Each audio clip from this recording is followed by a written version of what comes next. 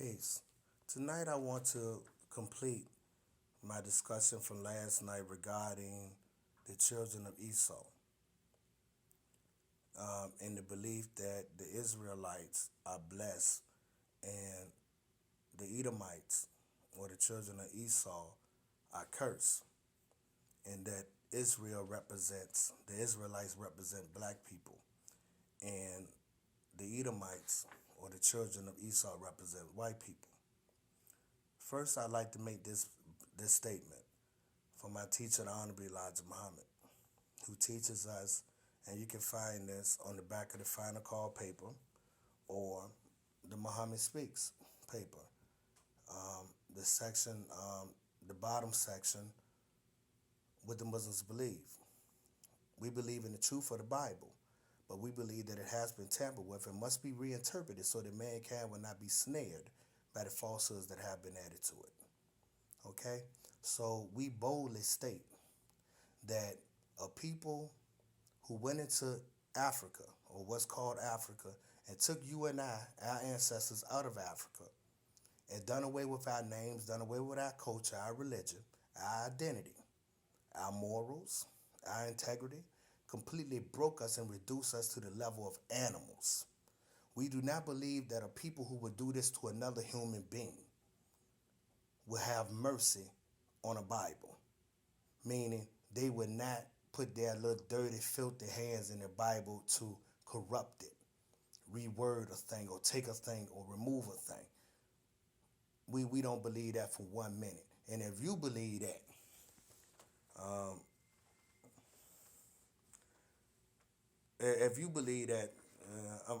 I pray for you. It's the best I could do, because and I'm trying to be respectful, but clearly you are still slightly brainwashed. Okay. Now, there's much scripture in the Bible dealing with Israel, and there's not many scripture in the Bible dealing with Esau and the Edomites. Um, I pointed out some scriptures in part one. You can go back and watch those. Um, Today, I just want to make my case for Esau being a better description of black people than Israel, okay, or Jacob. Now, the Bible states that the book is Habakkuk. I hope I'm pronouncing that right. If not, just Google "God came from T-Man." It'll pop right up, and it reads, "God came from T-Man." Before I complete that verse, and I encourage you to go read it for yourself, I have to introduce you to who exactly T-Man is. Now, when you go back into the book of Genesis, you find that T-Man, it may be in the book of Exodus. I'm quite sure it's the book of, no, it's Genesis. T-Man was a son of Esau. Did you hear me? He's a son of Esau. So God is prophesied to come through the bloodline of T-Man. Not meaning T-Man himself, but through one of his descendants who are descendants of Esau. Okay? Not Jacob, but Esau. Now, I want us to revisit what I stated yesterday. When Jacob, after many years, saw his brother, Esau, from afar. And Jacob said he trembled in fear, because when he looked upon his brother's face, it's as though he saw the face of God.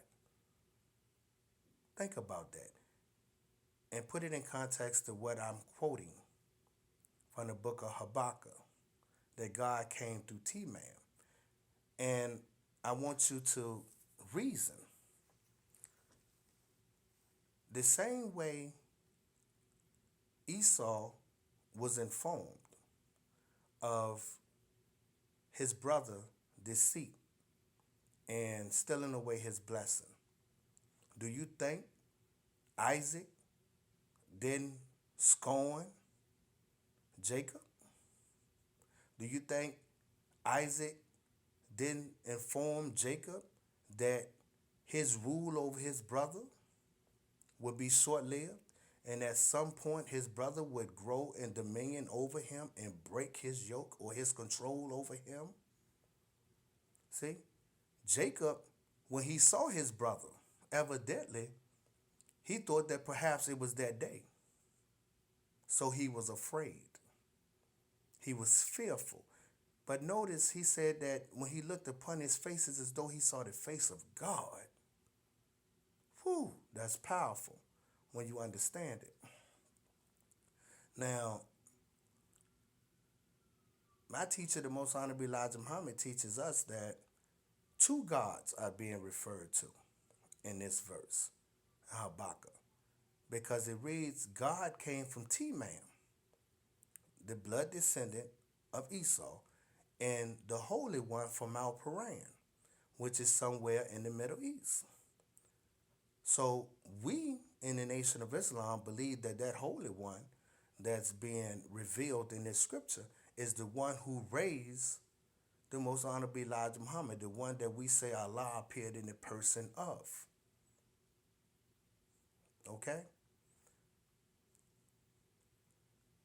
I introduced to you further that because he did not say that the other one was evil, he said, it really doesn't leave any room to say if this God was a good God or a bad God. It just says God.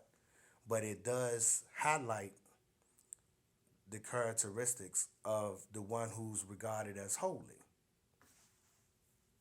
Now, certainly we as black people cannot claim to be holy. But what if I told you, black man and woman, that your number of years of suffering under white people and Jewish people has been up since 1914?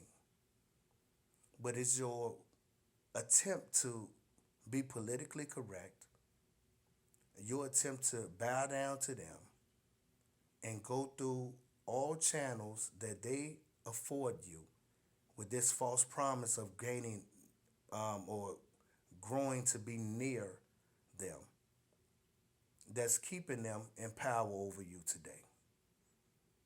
This devil's supposed to bend off our planet. We can literally unite him off our planet. I mean, we don't even have to raise a gun. We don't have to do that. All we have to do is have a collective idea. You know what? We're not going to Walmart. None of us going to Walmart. Huh? We not spending no money with these people. Hell, if they cut off the electric, so what? We're like candles.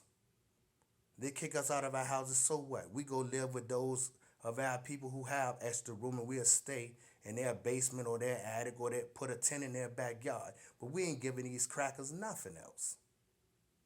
We'll be free in a matter of hours. I know you don't believe that. That may come across as being far-fetched. I understand that. Oh, yeah, a little faith. I understand that. But that Holy One represents Farad Muhammad. And that other God represents his uncle.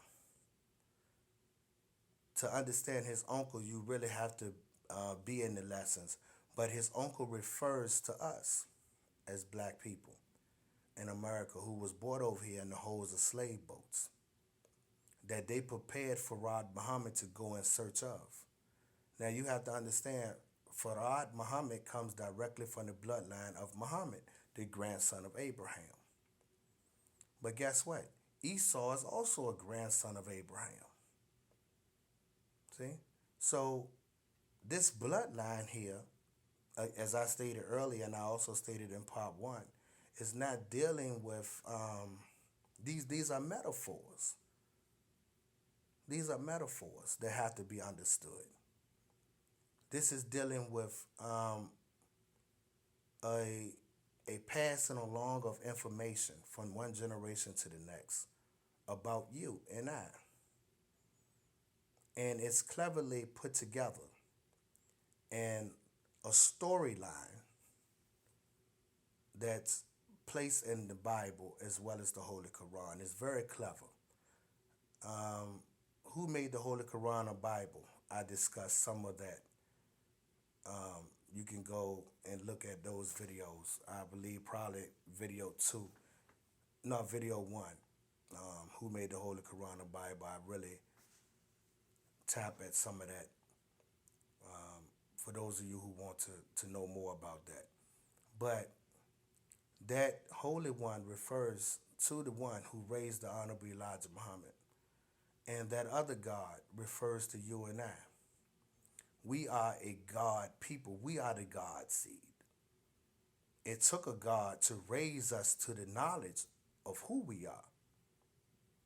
But now we have that knowledge. All we have to do is stand up now.